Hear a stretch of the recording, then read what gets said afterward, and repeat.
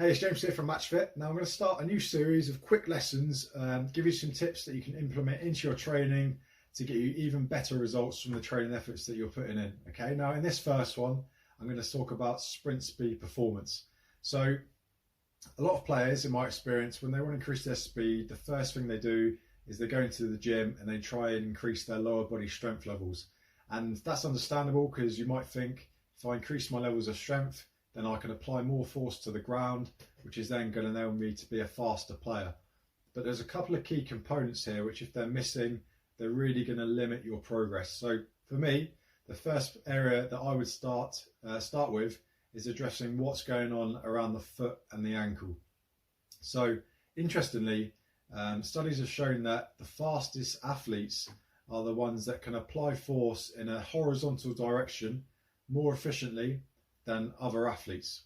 Okay, so it's all about the position of their foot when they contact the ground, and the position of that foot enable them to apply force in a more horizontal fashion to the ground, which then propels them forwards.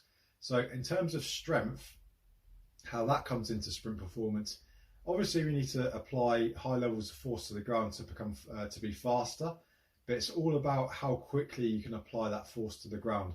So you could have a player who's got very high levels of strength, but if they can't apply that force quickly, it's almost pointless in the context of sprint performance of having high levels of strength, because they can't apply the force that they've actually got to the ground to help with their speed. Whereas you could have another player with lower levels of strength who can actually apply force at a much quicker rate. A high percentage of the strength they already have is applied to the ground, and they've got a good foot position, and that actually makes them quicker than the player who might have higher levels of lower body strength. So that's just one example there. But coming back to the ankle and the foot, if you think about the body as a chain, with all linking things together, so you've got your joints and your muscles all connected all the way down the body. If there's a weakness in that chain, then you're only going to be as strong as that weakest link. And often the two weak areas for players are the core and what's happening around the ankle and the foot. So if I just address the ankle and the foot first, obviously I've already spoken about having that foot position which enables you to apply force in a more horizontal fashion to the ground to propel yourself forwards. But you want to have a nice strong and stiff ankle and foot complex. Okay, so if you're applying force to the ground and you haven't got a stiff ankle, then as I mentioned, all that force is just going to dissipate. You want to keep a nice stiff and stable ankle so that when you contact the ground, you can apply that force to the ground that you've got, and with a good foot position, propel yourself forwards efficiently. Same with the knee. You want a nice stable knee, because if that's unstable, then you're going to lose energy, you're going to lose force, and it's going to negatively affect your sprint speed. So how can we address the stiffness of your ankle? What we want to do is implement some plyometric exercises. Okay, so with plyometrics, you've probably heard of plyometrics. Great exercises to implement to increase your ankle stiffness, because when we're doing a plyometric exercise, we want to contact the ground as quickly as possible. So we want to have as short a ground contact time as possible, and that's actually going to promote increased ankle stiffness, which is going to help with your speed. Okay, but alongside that, if we can do your plyometrics in a forward fashion, so something like bounding is a plyometric, and you're moving forwards at the same time, then that's also going to train that foot position to get in a better position to apply force horizontally to propel yourself forwards. Okay, so rather than doing up and down movements, try and do movements where you're actually moving forwards. So bounding is a great one. It's also single leg, which makes it a bit more functional as well, because when you're sprinting, it's a single leg exercise because you're having one foot contact to the ground at a time.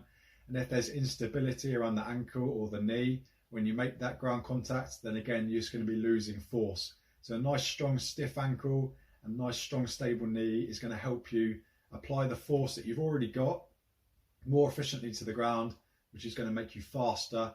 And with those fast ground contact times, that's going to enable you to help train your body to apply the force that you've got quicker to the ground. So before addressing increasing your strength levels, address how quickly you can apply force to the ground, your foot position, and the ankle stiffness as well. Okay. The last thing I just want to mention is core strength and stability. So all the force that you generate is going to be transmitted through the trunk, so through the core of your body. And if you've got an instability there, or it's weak, then again, force is going to dissipate and it's not going to be transferred as efficiently down the body, through the foot and into the ground. So when you're doing this, keep a nice, strong, stable core. Okay, really, you can tense it when you're doing your plyometrics to make sure that you've got a nice stiff core, and also try to make sure that your core doesn't bend or flex as well. So keep it, you can forward lean because you need that forward lean to propel yourself forwards, but don't fold too much. Try and keep it nice and strong so that all the energy you're producing can efficiently be transferred down the chain towards the foot, through the knee, through the ankle, and efficiently into the ground with a good foot position. So just to recap there, try not to focus on lower body strength levels first and foremost. Address your foot and your foot position when you contact the ground, and your ankle stiffness, your stability at the knee, and then once you've got those working well and you can apply force quickly to the ground, and you're thinking, right, I can progress a little bit further with this, then you can work on increasing your levels of strength, then work on applying that new strength quickly to the ground, and then gradually you're going to become faster. So it's a mixture really of stability, stiffness, and also strength as well. Okay, so hopefully these few tips will help with your training. If you can start implementing them, even if you're just out sprinting on the pitch, doing some sprints, try and think about this, applying force to the ground as quickly as you possibly can, punching the floor with the ball of your foot, and making sure that you're keeping a nice stiff ankle so that you're applying force efficiently to the ground. Okay, so thanks very much for listening. If you've got any thoughts or any questions on this, please post them in the comment section below, and I'll catch you in the next one.